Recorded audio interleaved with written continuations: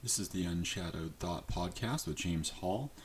This podcast is dedicated to Michelle Goyevich, Ed White, Caitlin Treacle, and I Chan, and also all the others that have lost their life as a direct result of psychiatric harms.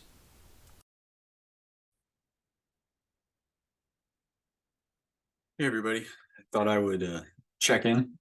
I had a really interesting experience the other day. As I recorded and put out on the podcast, I fasted for about 23 days, prolonged water only fast. Things went really well by my standard anyways, and how I understood things. And then it ended. So I think that was about 4 months ago. In the groups and looking at different things, I saw that you want to wait like 2 weeks plus 3 times your fast before you would start again. And so I really wanted to do another water fast because I was feeling a lot better, but definitely there's things that lingered that I was hoping would improve with additional fasting. Also, I did that about less than a week ago, and it was a really interesting experience. I wanted to share it. And if anyone out there has any feedback or ideas, let me know. But putting it together on my own, as I do with everything, which is a great process, even though it can be scary and troubling at times, not knowing what's going on. But learn the wisdom and the information that you get from the journey is really what makes you a better human being in my book, and gives you what you need to really succeed and to grow in life. So anyways, so I started the fast expecting to fast at least 3 weeks, hopefully longer this time. I was expecting it to maybe be a little bit easier. My body had adjusted and things would go better this time around, but it was quite the opposite happened. But it was a really interesting phenomena. So I made it 2 days, and then on the third day I stopped essentially, and that was that was like as long as I could go. So the interesting phenomena was like right at the beginning. So on my first day of fasting, I didn't really and I had spent the previous 2 days just eating fruits and vegetables to kind of trying to prepare 3 days, almost a full 3 days eating fruits and vegetables, trying to prepare for the fast. So I was eating really good, just fruits and vegetables for 3 days, just about. I think like I had that on the first day. I had something for breakfast, like bread or something that I wouldn't ordinarily have. But and for those that are really paying close attention, I make my own organic um, whole wheat bread with only that starter and salt, a small amount of salt in there. So that's what I allow myself to eat. I don't eat any bread virtually now that's not, that I haven't made myself or ensured that's really, really good. But anyways, so the first day I'm fasting, like I'm really not that bothered by the fast, but I'm not really going through the regular food kind of withdrawal stuff that I did the first time around. But I didn't expect that. My body's different, everything's different. But the interesting thing was on the second day, I started getting really fatigued and tired. Which is kind of isn't, you really don't hit that fatigue until around like day 4 or 5, maybe day like 7 for some people on the fast. That, I mean, I wasn't having any of the food withdrawal symptoms, so I wasn't like really hungry or achy and all this stuff. I was just tired. So it was, I felt on the second day of my fast the way I did like the second and third week of my previous fast, almost identically. And my mind was kind of spinning with that. I was like, I thought it was a good thing. I was like, hey, your body is going straight into autophagy, good things are happening. It's all speeding up. You don't have to go through the kind of the misery of the beginning of the fast. You're going straight into the business end of the fast. This is great, and my mindset and everything kind of shifted. Like all this stuff was happening just on the second day, and it kind of blew my mind. But I was like, I just thought it was a good thing. Well, that night I actually I started developing like a headache and some eye pain, like kind of back behind my eye, which I've had before fasting and not fasting. It was just like a light ache. It wasn't any big deal, but I had a hard time sleeping that night because like I was uncomfortable, and during the night I didn't sleep very well. So I was thinking, you know, uh, this is normal, or it's being further along in the fast, you sleep really light, and then maybe some of these pain things or these kind of crises of the fast are kind of cropping up, and now my body's like kicking things around harder, and I'm getting these aches and pains. It's doing what it's supposed to be doing. But I did not sleep well, and I was uneasy. I woke up stressed out in my sleep because of it a few times. I don't think I was expecting it or whatever, but my emotions ran kind of high that night. But I did manage to sleep a little bit. And then I got up early that morning because I was sleeping pretty light, and I felt actually really good when I woke up. But I was up for about an hour and a half, and I did not feel right. I didn't feel right at all. So this is going into the third day here. I didn't feel right. So I had like really serious cognitive impairment. Like I couldn't think straight at all. And I felt really wonky in my head. My balance was kind of I was more like dizzy and kind of off kilter in terms of my balance and stuff. And this is actually really similar to what I felt on the 23rd, on the last day of my fast before, when I stopped. And I hadn't even thought like this. It caught me off guard so much. I wasn't even thinking about that at first. But as a couple hours went by in the morning, I really felt like wrecked, but wrecked like in a way where you're wondering like if something really, really bad is happening to you. This wasn't, I mean, I'm used to some balance dizziness, cognitive impairment on a daily basis. This is like a severe form of that, to where, again, I think this harkens back to the previous fast. If you were listening, like when people are talking to me, like I'm struggling to understand what they're saying. Like I don't even really know what I'm doing sometimes, like serious cognitive impairment. And then I started getting like super emotional. And it's odd because I was just relaxing because the previous day I'd had some fatigue. So I was planning on some more fatigue today. So I just I was laying down and sitting. I didn't even really get up and have much activity that morning because I knew that I should probably just take it slow. And like is getting really upset and anxious, um and like kind of angry and frustrated the more I was thinking about what was happening to me, and I didn't understand it. Well, then I started experiencing some panic coming through, right? I mean, you might expect that with those kind of thoughts and that kind of stuff happening, right? But the panic was like really serious and I couldn't calm it down. And I've been dealing with some panic since my last fast. And like if I rest and sit down and lay down, it goes away. It's fine.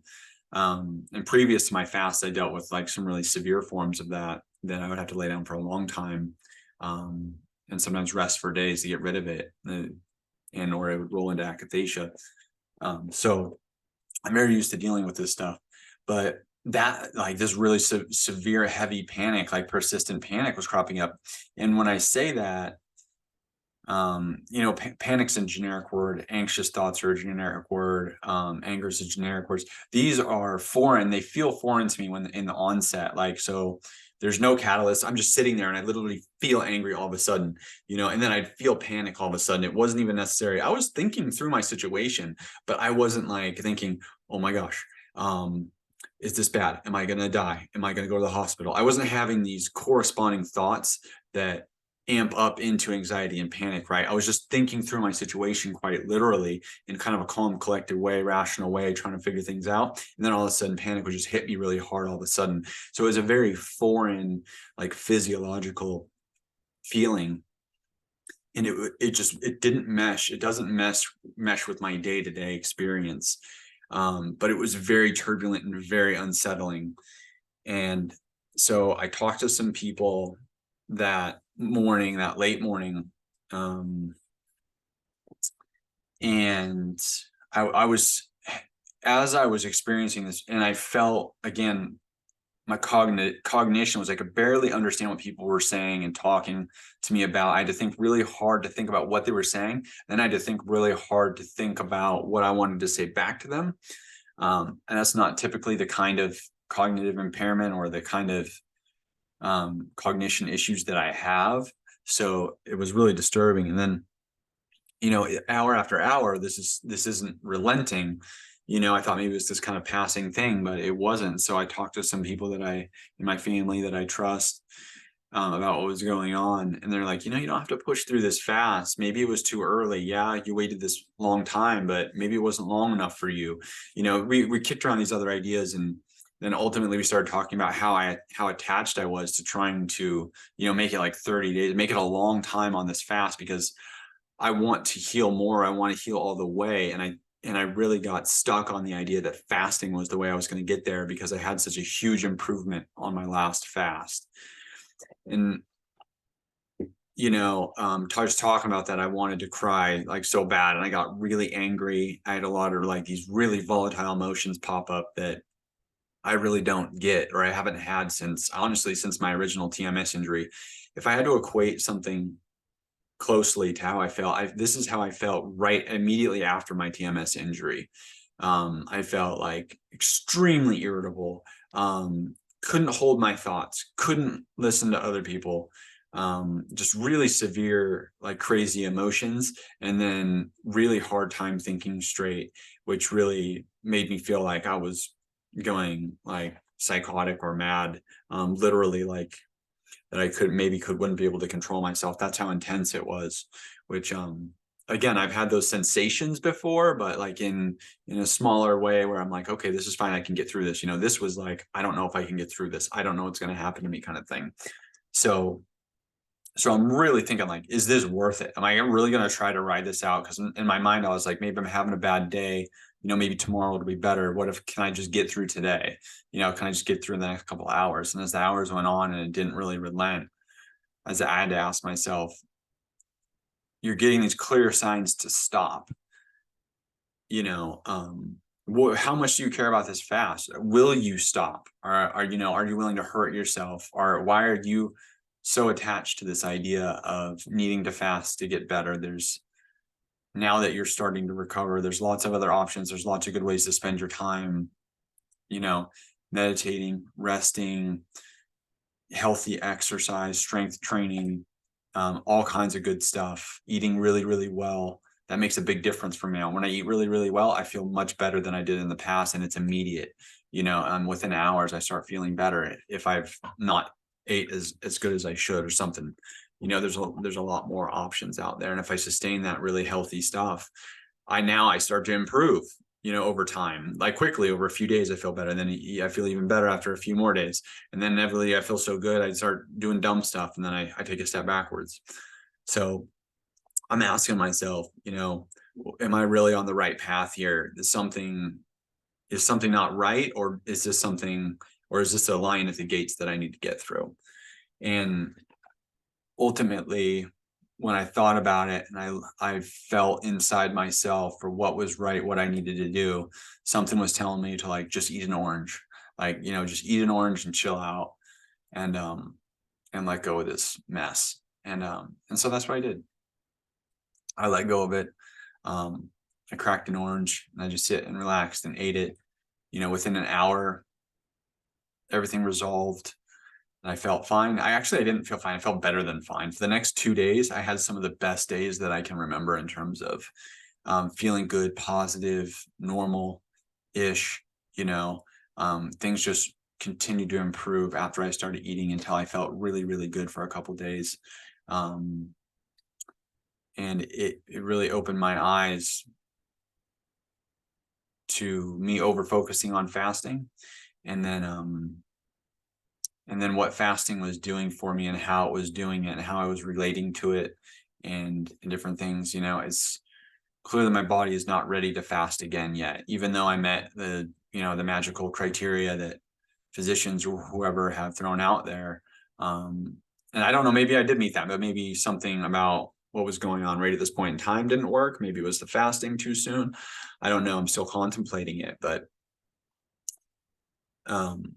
I decided to stop, and I've been thinking about it, ever since. But the longer I think about it, the happier I am that I stopped, and the happier I am that my life is on a different trajectory now.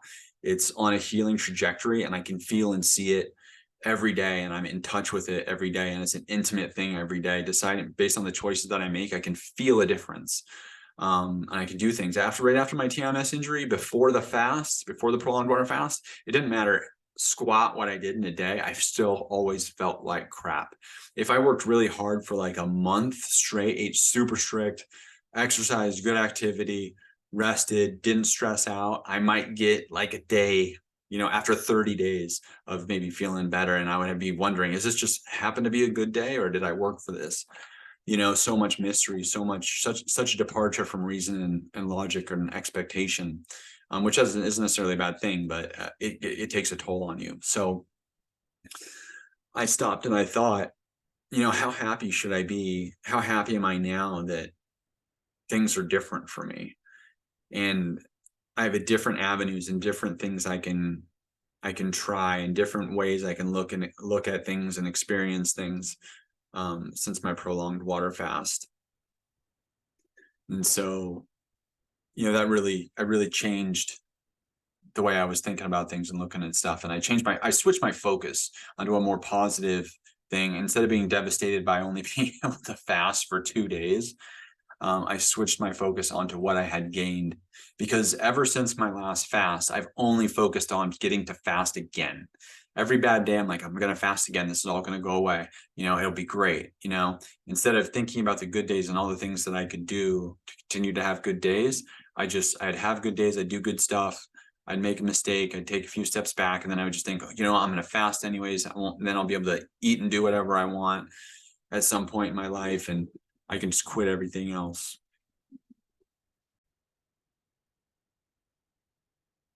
And so with that, I really changed my perspective, and I decided to start focusing on what I can do now to get the rest of the way healed, and stop worrying about fasting. Fasting will always be in my toolbox. It'll always be a really prolific, amazing, incredible tool, but only in its appropriate place, with its appropriate, with me giving it the appropriate level of respect that it needs to be what it needs to be in my life, and have its correct place. So with that, tackling that, thinking through that, getting over that has made me much stronger, much better, much more positive. And I've been having some really good days since then. So I thought it was really important that I discuss that and let people know that, because it puts into perspective my last fast and some things about it. And hopefully it's helpful to people in the future that are listening to this and contemplating their own fast, or a second fast after a long fast, stuff like that.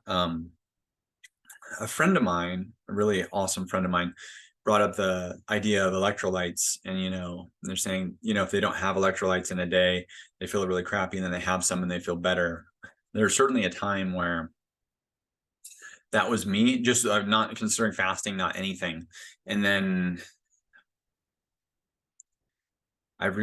there's some point where I realized that wasn't a thing for me anymore, and it wasn't making a difference. I don't know if it was placebo. I don't know if there was a temporary thing going on. I don't know. Maybe I was working out a lot and flushing a lot of electrolytes, and at that time I needed it, and I didn't later. I didn't pay too much attention to those details, but I certainly contemplated that on the fast, and I didn't have an ounce of electrolytes on the fast.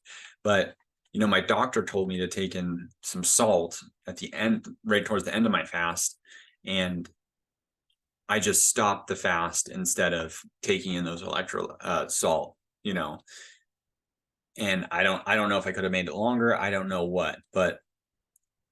And then some of my friends suggested me, maybe it was electrolytes this time, maybe that was the issue. I don't know. I would love to know, because you hear different things. Some people take in electrolytes during their fast, and that's how they fast, right? A lot of the literature and the hardcore fasters are like, no, only pure, purified water, and that's it. so that's how I came at it. I came at it from a puristic perspective. But it doesn't mean I'm not curious about the role of electrolytes, um, and how things would go with electrolytes, maybe. So I'd like to experiment in that, maybe fast taking electrolytes and see if I react differently. But I don't know if I'm going to do that just yet. So that's another anecdote I kind of wanted to throw in there. I'm curious of the role of electrolytes. For me, it's not sufficient to people just say don't take them, and then the people I respect, that's what they do, so that's what I do. I really want to understand it, if I can, or understand it better and understand the role. So I'm curious if anybody has any information on it, please feel free to share it. I'll be seeking that out in the future, and if I get a chance to talk with people about it, I will. I know some people have juice fasted for like 90 days, like no problem, and these really long term periods, like if they had a lot of weight to lose or stuff. So clearly receiving electrolytes through juice and different nutrients make a huge difference in the fast, and you can still lose weight. I just don't know if you achieve autophagy in the same way. I don't know that if it has the same effect on your body. I'm really curious about it, and why. I'm more curious about why there would be a difference. Like if you're just not taking in solid food versus taking in electrolytes and water, what would be the difference in how your body would react to that? And furthermore, I always relate this stuff back to the ancients. And so if the ancients were water fasting, they were likely taking in electrolytes in their water to some extent because they didn't have access to reverse osmosis, H2O water. They had access to boiled, like stream water, spring water, stuff like that. And that's what they would have used in times of famine. So that, I know that plays a role. The historical perspective is extremely important because that tells us when, why, and how our bodies developed the way they have. So if autophagy is still a thing in our bodies, that means it was developed and utilized by our ancestors and the people in the past, which means, to be in all honesty, they didn't have access to purified water, as far as we know. I mean, they could have had stills where they purified water. They turned it into steam and then collected the precipitation from that. But I divert a little bit. But it's very interesting to think about that stuff. I'm curious if anyone has the knowledge about it. I also I was at the library and I ran into this book by this guy who had done a series of fasts and had recorded them all over a period. And at the time, I was like, I had some arrogant thoughts in my head. I was like, I'm going to fast pretty soon. I don't want to read this guy's rubbish if he's got dumb ideas in here or whatever. I don't really want to pick up on him, so I'm not going to read this guy's stuff. But I failed to realize at the time that I may have been meant to run into that book for a reason. And maybe I was supposed to read that book before I did my next fast. It just never occurred to me. But after I failed on this fast, you can believe that came to mind, and I thought about that. So I was thinking about picking that book back up, because now it's a little bit different just from doing a single long fast into multiple long fasts. The game, based on how I experienced this fast, the game seems to have changed in a major way, going from that initial fast onto the second longer fast. So I'd really like to understand that. And there's a glaring gap in the literature on that. The hundreds of pages that I read didn't say anything about differences in subsequent fasts. They said they fast people multiple times. They all seem to consider it in the exact same way as the previous one. And maybe that's true. And maybe this was something different for me. Maybe this is a situational thing unrelated to fasting, and like my body just had an issue, or I've been affected by the weather sometimes. Maybe it was a weather anomaly. I don't know. But there are things I'm working on. I'm going to figure out and gain the knowledge and wisdom for myself. But I definitely wanted to share it because I think it's pertinent for others. I talked to an important family member, and they stressed the fact that things are always changing, things are fluid. We need, it's important that we start to understand that we're going to be dealing with change on a regular basis, and that's the way to kind of enjoy it and understand and go forward in life, is with expecting that change and being fluid with that change and appreciating the change and being a part of the change. And we go through these crazy crises and stuff, and that's okay, but everybody does, and it happens more frequently than we like to admit. So there's that, which I think that covers my thoughts right now, but the thoughts were kind of small and abbreviated, but they were very, very important. As always, I'll always stress to people that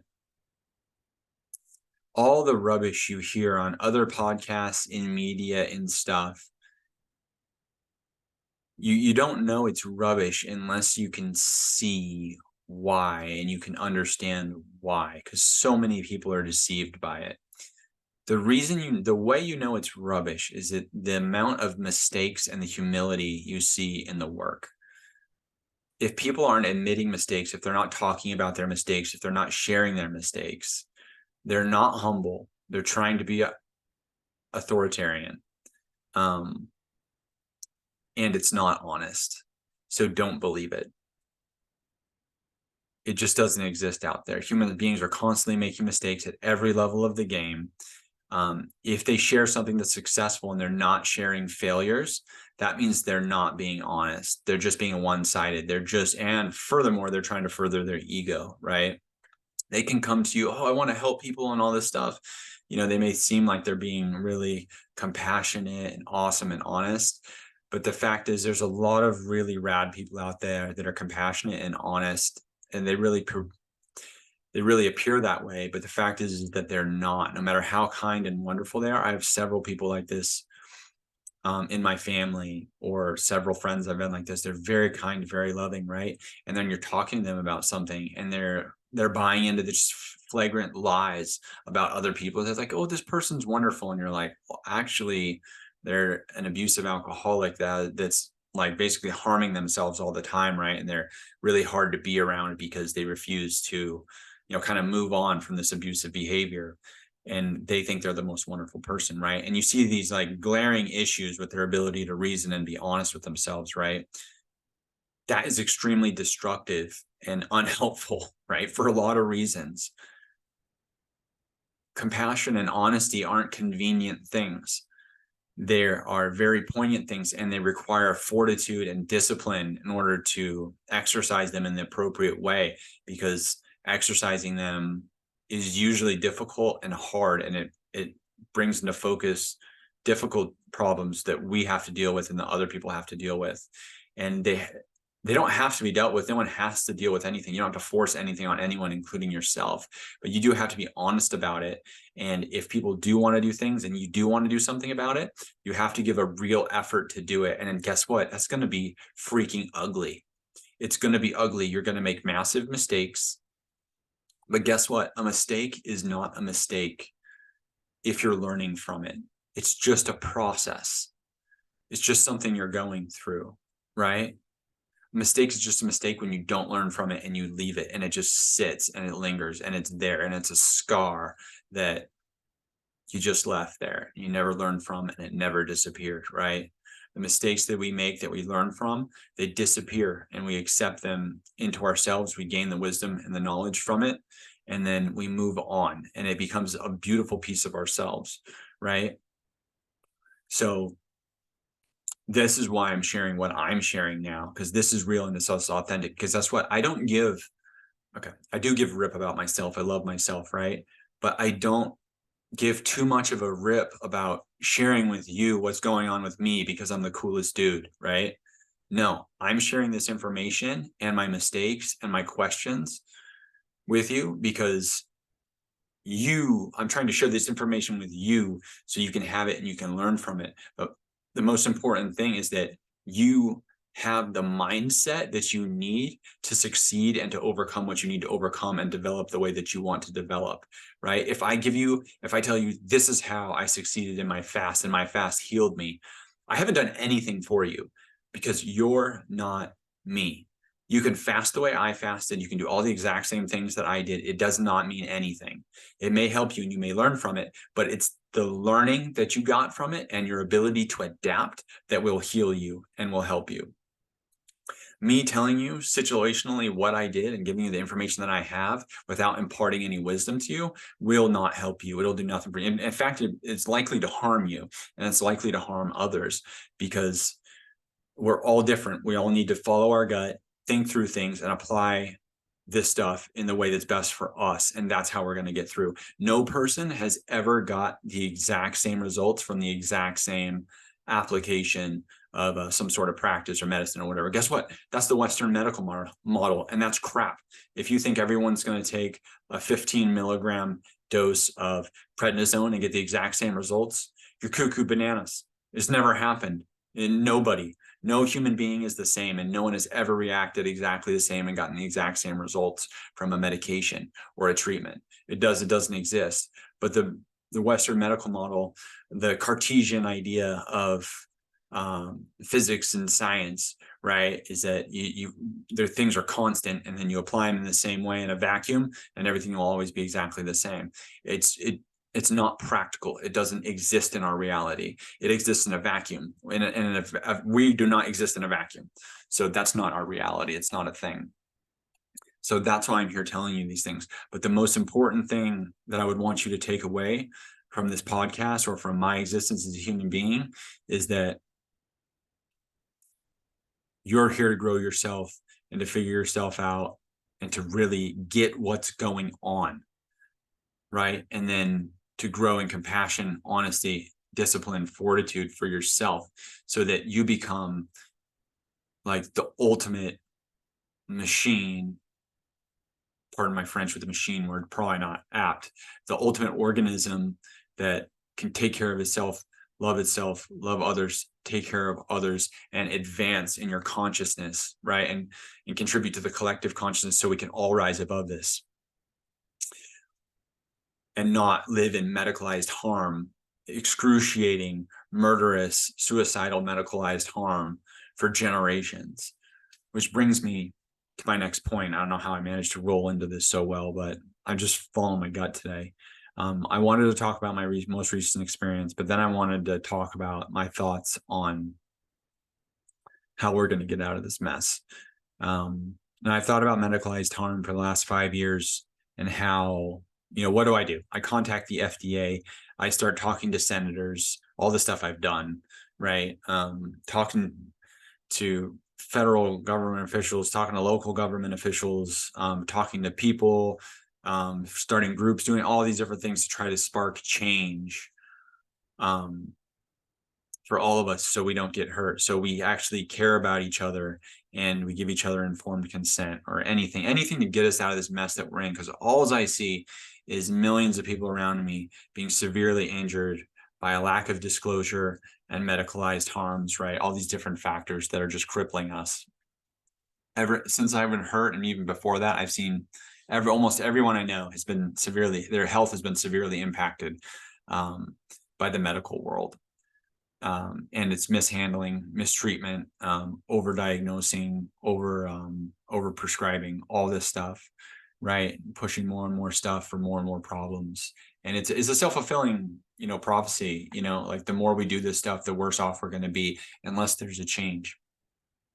And I thought, federal regulators, what can I do? I don't care. I don't care what it is. I was willing to try anything, and I have tried virtually everything that's come into my head. And I've worked with people that are so brilliant and so smart, that have PhDs, MDs, that have both, the most incredible careers.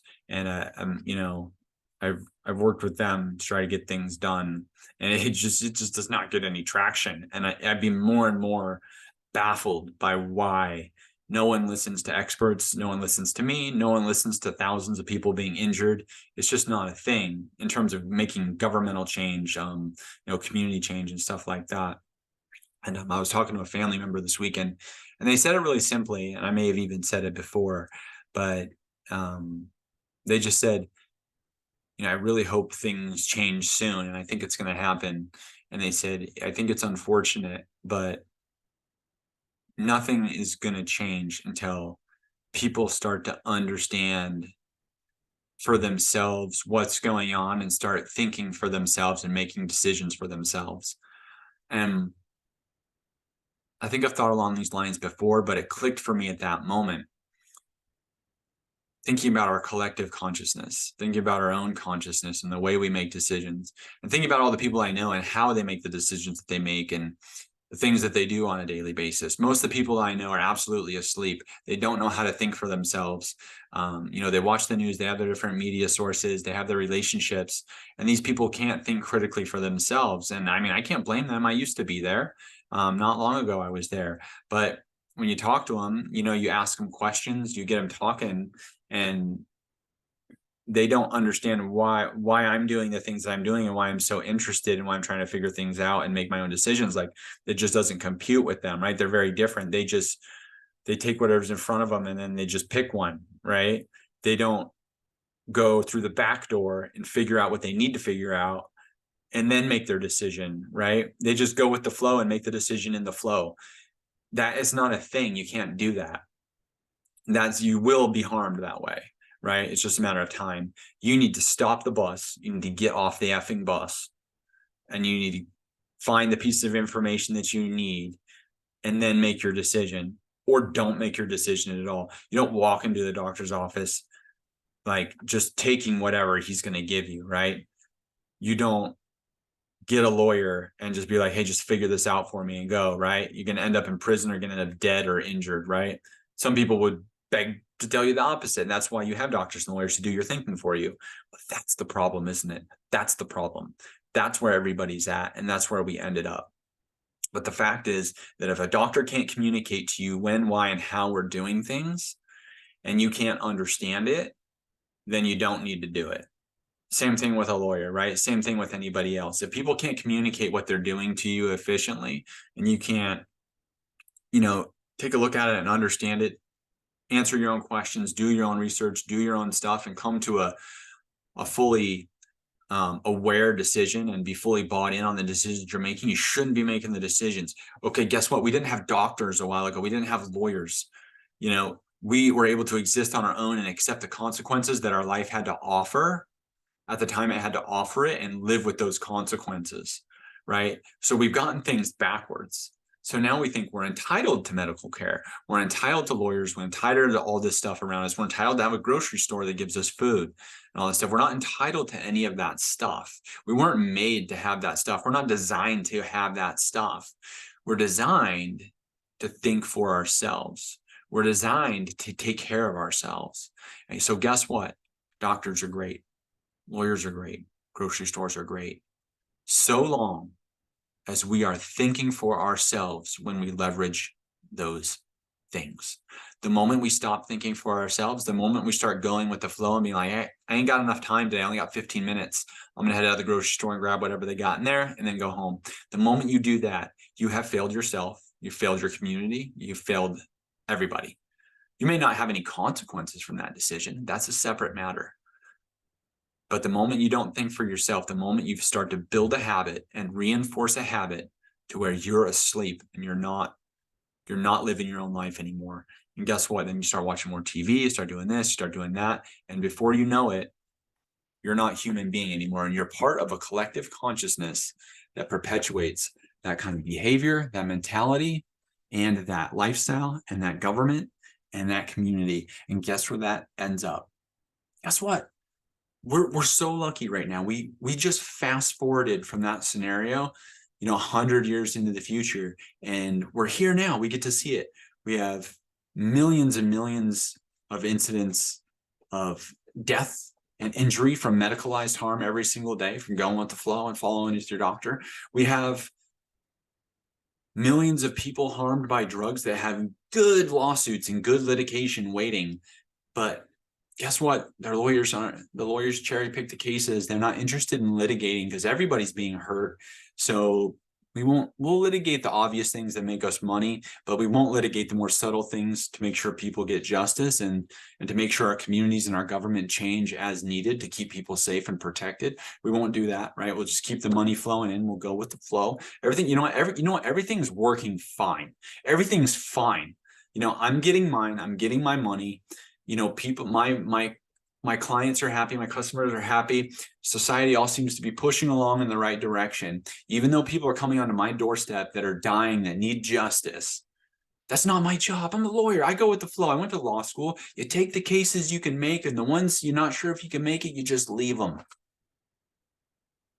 I'll just leave people to die without access to justice. I'll just leave people crippled and injured and disabled without access to justice because it's inconvenient for me, because I have a nice home, I have a nice car, I need to put my kids through college, I need to make sure my wife's happy, and I can take care of the rest of my family. So I'll just pass on all that stuff because everything's good. It's going with the flow.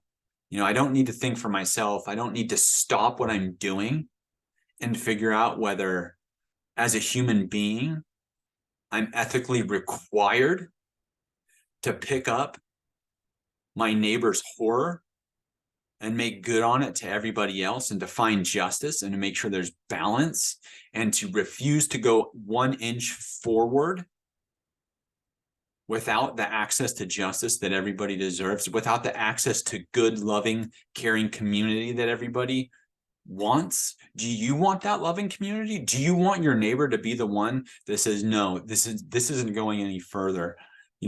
My neighborhood, someone in my neighborhood's life has been destroyed by overprescription, right, of a prescription drug, right, like abuse of a prescription drug that they were instructed to do by a doctor, right? I'm not gonna, that's different. That's separate from me. I'm not gonna do that. No, right? That's what you would want someone to do for you. You would want someone to stop everything and be like, all right, your life just got ruined by somebody else. It's someone else's responsibility. Let's go make sure they take responsibility for their actions. Because guess what? It's pretty simple. Don't let anybody lie to you. Do not let anybody lie to you about this. If they did it to that person, they're doing it to someone else. They're probably doing it to hundreds of other people. And if they're doing it, guess what? Some other doctor, some other person is doing it to hundreds of other people. And hundreds of other doctors are doing it to hundreds of other people. So that one denial of justice is actually denial of justice and community to millions of people. And that's what we have. So we just fast forwarded our time frame from these small mistakes of not thinking for ourselves and going with the flow. We can see right now where we ended up. And this is where we've ended up. And this is why. It's a very simple thing. And guess what? That Cartesian model, that old school like consequences and action things, is not going to help you out. It's your thinking. This was all in our head from the beginning. This was philosophy. This was human thought. So all the people out there that thinks they can just go make money and society will take care of itself. No, that's Cartesian. That's like the cause and effect model. This is not it. This has to do with the results of our thinking. It has to do with the collective consciousness, our group ideas about community, and our inability to take care of each other. It's not a very concrete idea. It's not a very scientific idea, right? It's not in black and white. There's a lot of gray area. Guess what? We failed because we failed to keep balance. We failed to look at the scientific model alongside, our spiritual models, our philosophical models about how we want to be treated as people, how we want to treat others, our virtue. We abandoned virtue so long ago. There are so few of us that know anything about virtue. And even the people that are virtuous among us, they don't even know what virtue is anymore because it's not taught anymore. It's not talked about. I'm talking about what kind of car I drive and what TV show I watched last night, instead of how I'm treating people in my family, how I'm treating my friends, and what I can do to love people more, to take care of people more, to bring my community together, and to make sure that everyone's taking care of each other so we all succeed and have the right things in mind, right? Those are all back of the bus items. Those are all back of the mind items. They're not at the forefront of our society, our communities, and our thinking anymore. Instead, we have TV shows, movies, shooting each other in the face because that's exciting. Like, oh yeah, John Wick, I love it. Bam, bam, bam, right? That's great. But guess what? That's what's filling your brains. And these are the results. Okay? Like, this is it. We're here. How do you undo those things? Oh yeah, I'm going to go to federal regulators who are full of all the same crap in their mind as me and everybody else's, and expect them to just make some changes, profound changes that are going to stop the medicalized harm and all the other injustice going on to everybody. No, it's not going to happen. It's not compatible. Just like psychiatry has no ability to change human thought through the physiological application of medicines, right? Going to the FDA, going to the government, going to your local governments, going to your doctor, it's not going to change the problem. The problem will only change, will only get results, will only find healing if each one of us begins to think differently and starts thinking for ourselves and taking care of ourselves. But guess what? The cool thing is that's contagious. Everyone I run into now, everybody I talk to, everybody I spend time with, we spend time talking about our ideas and their impacts on each other, our impacts on our children, our impacts on our parents, and how we can influence those ideas. Why? Because I don't want to talk about anything else. Well, I don't, if Teenage Mutant Ninja Turtles got a new movie coming out, right, I'm going to talk about that a little bit, right? I can't. I'm still myself. I'm still human, right? But that's not going to be the focal point of our conversation. The focal point of our conversation is going to be like, what's going on that's real, and what are the ideas that can motivate change? How can I take care of you? Right? How can I take care of your family? What can I do to support you guys? How can we enjoy life together? How can we have some positivity and goodness in our lives that will be communicable and will pass on to other people, right? Like, what ideas am I sharing with you? And now you're going to share ideas with your friends. And guess what? What medications are you taking? Are you seeing doctors? How are you feeling, right? I don't ask people what medications they're taking, right? But I make sure the conversation gets there. So if I can lend some help, I will. And whatever I have to talk about myself and my own harm and all the problems that I've experienced, I leverage that to get people to open up about other things that are important. And guess what? Almost every single person I talk to is going through some medicalized hardship where they got a health concern and they're being given a bunch of drugs for it or therapies or whatever. And guess what? Almost none of them can sort this crap out for themselves. And they need massive amounts of help. And that's where I start trying to help. Most people don't want the help. They don't get it yet. They don't understand that their doctor and the people they're dealing with have tunnel vision and can't help them fix their problem. All they can do is do what they're doing, right?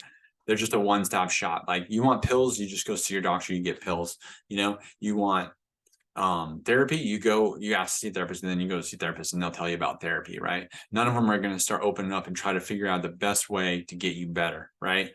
But that's a community. Guess what? That's a community ideal. That's a community thing. We all have experienced a lot of things, and when we share it all with each other, we all become experts on healing and handling these kind of things. And guess what? That's the way it was meant to be. We were meant to be in tribe. We were meant to be in community. We were meant to share all these ideas together, to learn from them together, and to have this collective consciousness, this collective knowledge, and this collective wisdom.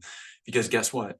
One person going to medical school and trying to tackle all these problems by themselves, it's virtually impossible. You have to be a brilliant person, right? And a lot of these doctors, they are brilliant, but their problem is they're just one person. They don't exist in any kind of community. And if they have a little bit of community among doctors, guess what? It sucks. And they all have ego and they don't really share their ideas and stuff. Some of them do, that's great. But guess what? It's very minimized. It's very minimal, right? They can only do so much. Even being brilliant, even going through all of that medical school and learning all that stuff, and even being able to recall it instantly, it's all very limited. It's based on the amount of exposure to different ideas they got in school and how they internalize those ideas. So that tells them how they remembered it, right? They may hear a piece of information, but the way they heard it was different, and they internalized that in a different way. So they took in a different piece of information than they were taught, right? Or vice versa, or they were told crap information and they tried to make something better out of it and they internalized that. Or they got crap information and they took in the crap and stored that crap away, and now that's what they give their patients, right? It's a very, very limited model. It's got limited use, right? But shared knowledge, shared information, shared wisdom, shared application, shared experiences, this has a great use. It has a complex use. It has a diverse use, right? It has a very expansive use that can solve a lot of different problems very quickly. When you're in a network of brilliant people and you have a question and you can reach out to all those people and they can reach out to people, instantly you have hundreds, at least tens, hundreds, thousands of human beings' brains all working in concert to solve a problem. What do you think that's like? What do you think the results of that will be? That sounds kind of awesome. That sounds kind of like maybe the way we were meant to exist, rather than this Cartesian siloed, like, oh, you learn something and then you solve problems with it, but don't talk to other people, you might get confused. Or, you know what, we don't teach you how to work with other people, right? We just teach you how to function the way you need to function to fulfill your professional role, right? And then you'll be responsible for your one singular professional role, and everybody else will be responsible for theirs. You can have your practice here, someone else can have a different practice, right? Maybe you'll have a couple doctors to collaborate within your practice and you guys will talk, but don't talk outside that practice, because that might open you up to liability, and maybe you'll get sued, and you got that malpractice insurance that'll cover that. But let's not take any risks. So no, let's do exactly what we're told. Your lawyer and your insurance is telling you not to collaborate. Just stick to doing what you're doing. As long as you stay in your lane, you'll be fine. I don't need to be told what to do. I don't give a rip what my lawyer tells me. I don't give a rip what my doctor tells me. That was different 5 years ago.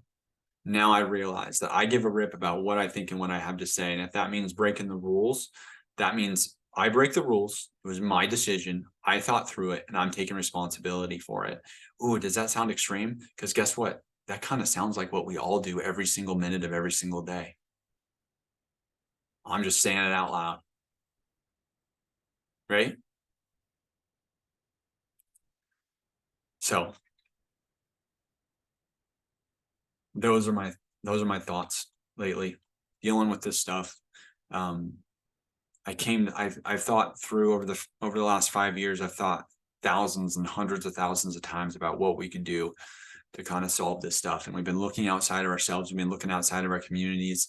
We've been making these efforts to change government and to reach people and to try to go through media and journalists and all this stuff. And I've tried it all. I've reached out to journalists. I've reached out to media sources. I've reached out to government officials, other people, podcasts, TV shows, everything.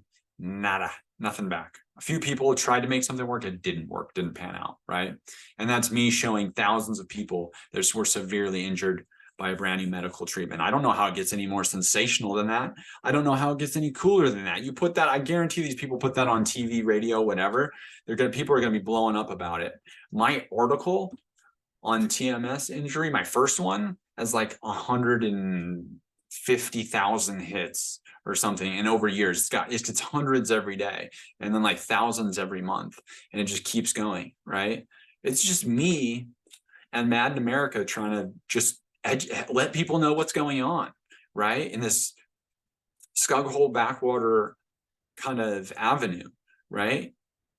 And people can't get enough of it. I got people emailing me and I pull up and talk with them. They're like, I read your article 5 times and I'm learning all this stuff from you, all this stuff. It's like, that's so fantastic. But no one who's going with the flow wants anything to do with it, right? Even if it's a good story, even if it's an important story, even if it saves lives, no one wants anything to do with it. It's just a big questions to ask ourselves, right? But ultimately, I think if those of us that can think for ourselves change our focus onto getting other people to think for themselves and figure things out for themselves, it's contagious. It fills people up. It gives them a sense of purpose. It gives them their life back. There's something it does more beyond than just the things that I'm talking about. There's something it does internally to a human being. It starts to heal them. It starts to get them better. It's a positivity that grows inside you. And I think it has healing power. I think it's a part of me getting better. And I think it always has. It's kept me here. It's kept me alive. It's kept me functioning. I think there's a lot more to it than what I can express with words. But that's what I wanted to give to you. That's what I wanted you to hear. There's so many more things I want to share all the time. And I hope over time I get the ability to. But certain things, just begging to come out, and through the confusion and erratic nature of like what I'm doing, trying to heal right now, this is one to jump through. So I'll leave it at that. Hopefully I give the podcast the appropriate title. Hopefully you enjoyed listening. If you can help me out, reach out and throw some resources up on whatever avenue you can. I hope you took something away that was good too. If there's something that you loved about this, or something that hit you hard or that helped you, you can comment or whatever, or not. It doesn't matter. This will either happen or it won't, or something else will happen, but we'll all learn from it in either which way it goes down. So thanks for listening. Hope you're having a good day. Take care.